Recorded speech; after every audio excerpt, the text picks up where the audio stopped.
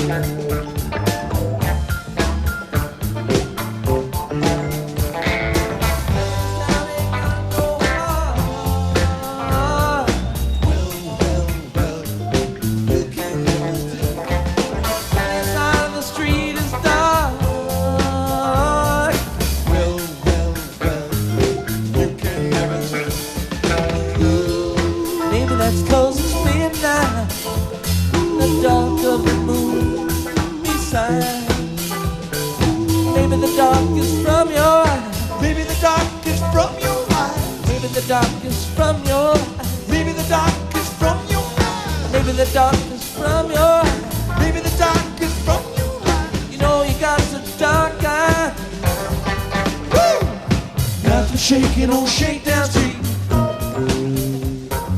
used to be the heart of town. Don't tell me this town ain't got no heart. Just gotta poke around.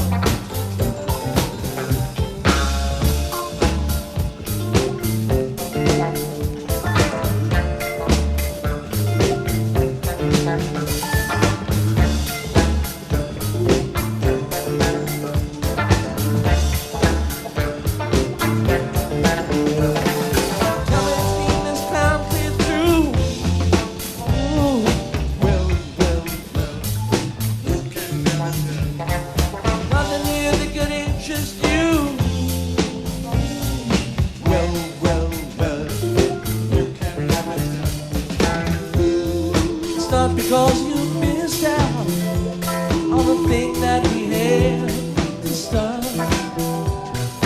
Maybe you had too much too fast. Maybe you had too much too fast. Maybe you had too much too fast. Maybe you had too much too fast. Maybe you had too much too fast. Maybe you had too much too fast. Or just overplayed your part.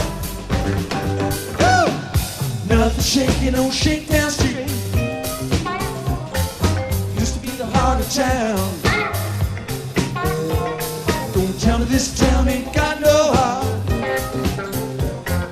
Just gotta poke around.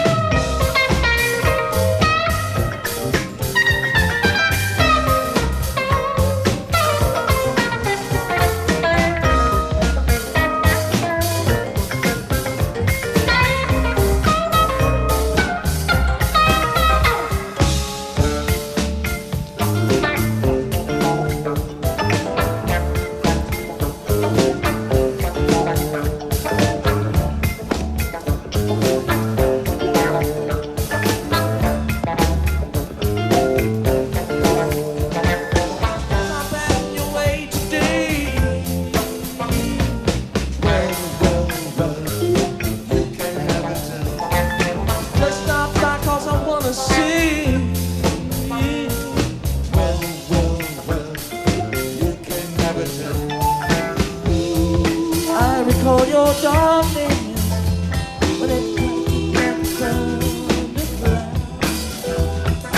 tell me this town ain't got no heart. Don't tell me this town ain't got no heart. Don't tell me this town ain't got no heart. Don't tell me this town ain't got no heart. Don't tell me this town ain't got no heart. Don't tell me this town ain't got no heart. When I can hear it beat out loud. Woo! Nothing shaking on Shakedown Street. Used to be the heart of town. Don't tell me this town ain't got no heart. You just gotta poke around. Nothing shaking on Shakedown Street. Used to be the heart of town. Don't tell me this town ain't got no heart. Just gotta poke around. Nothing shaking on Shakedown Street. Used to be the heart of town. Well, don't tell me this town ain't got no heart. Don't tell me this town ain't got no heart. Just gotta poke around. Don't tell me this town ain't got no heart. Just gotta poke around. Don't tell me this town ain't got no heart. Just gotta poke around. Well, just gotta poke around. Just gotta poke around. Don't tell me this town ain't got no heart. Just gotta poke around. Don't tell me this town ain't got no heart. Just gotta poke around. Just gotta poke around. Just gotta poke around. Don't tell me this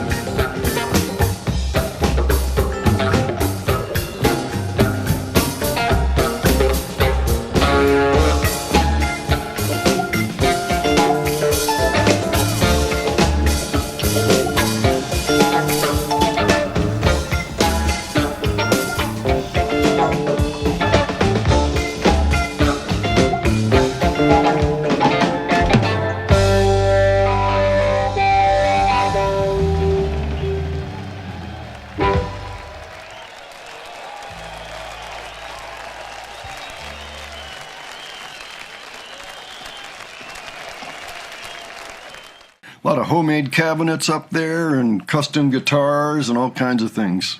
A million keyboards. Oh, yeah. Vintage variety. Yeah, there were some great instruments up there.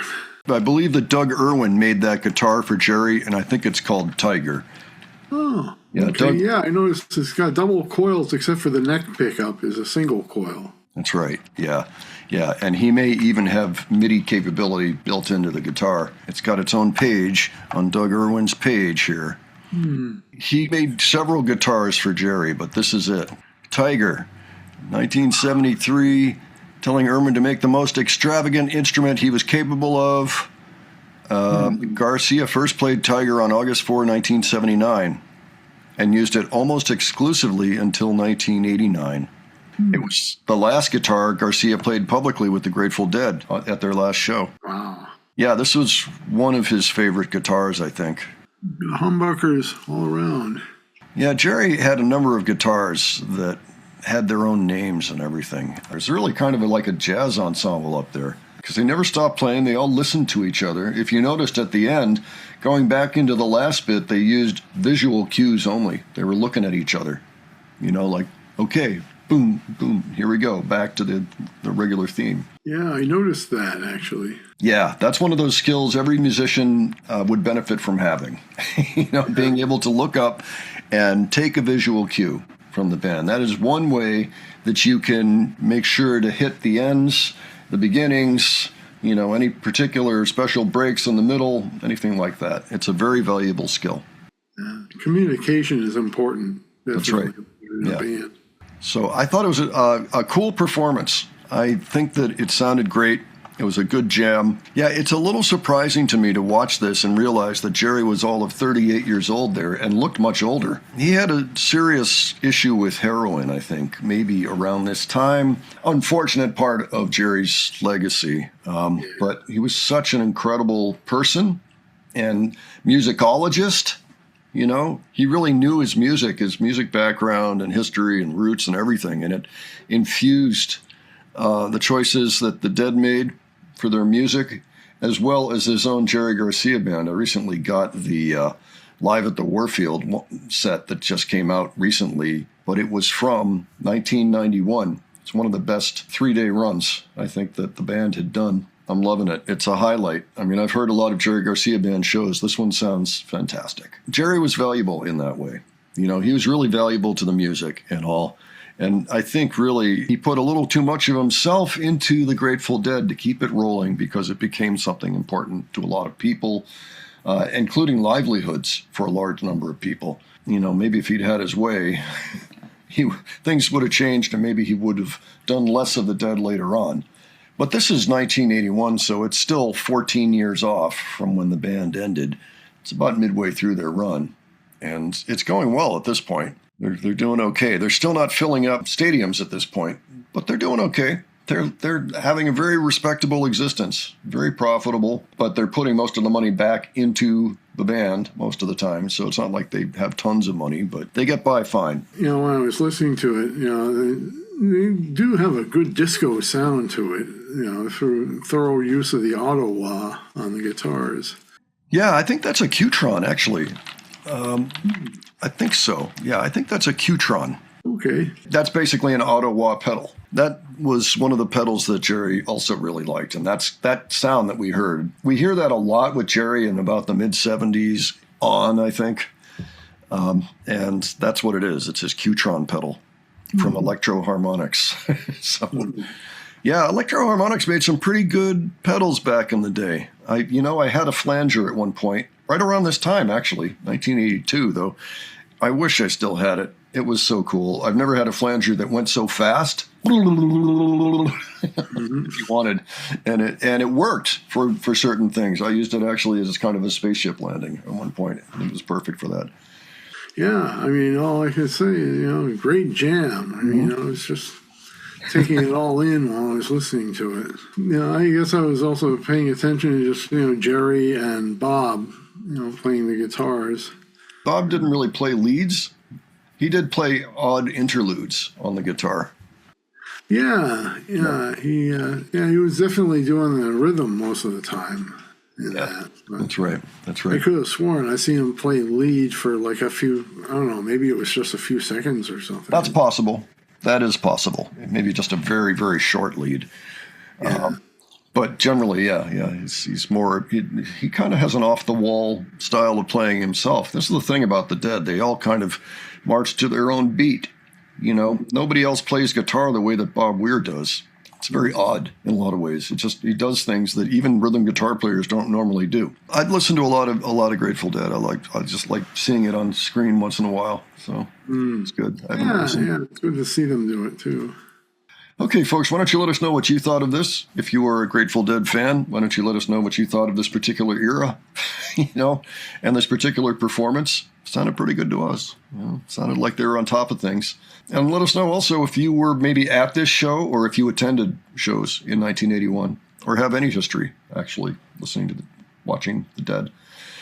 And leave other suggestions below. And if you enjoyed this video, please give it a like. And if you enjoyed the presentation, please subscribe. All right. Thanks so much for joining us today. We'll catch you on the next one. Take care, folks. See you all later.